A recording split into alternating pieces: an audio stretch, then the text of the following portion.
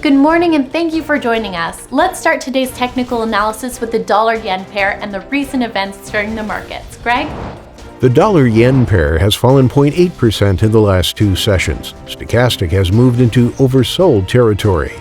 Bitcoin has gained 3.2% in the last three sessions. The RSI is receding and is currently neutral.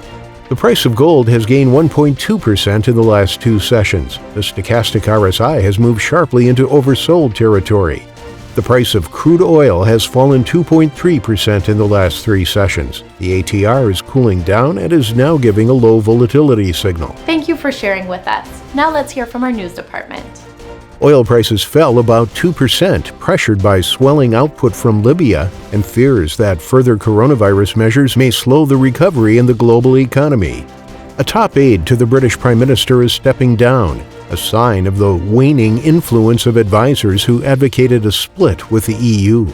The dollar held steady as investors were cautious over expectations for a COVID-19 vaccine that is unlikely to avert a grim winter in the United States and Europe. Thank you for this. Coming up, today's major economic events. The UK Rightmove House Price Index will be released at 0:01 GMT. The Japanese capacity utilization at 4:30 GMT. The Japanese industrial production at 4:30 GMT.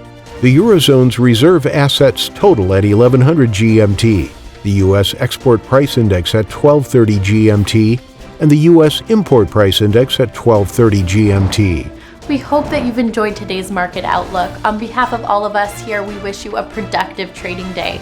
Be sure to join our next review for the latest news and events from the financial markets.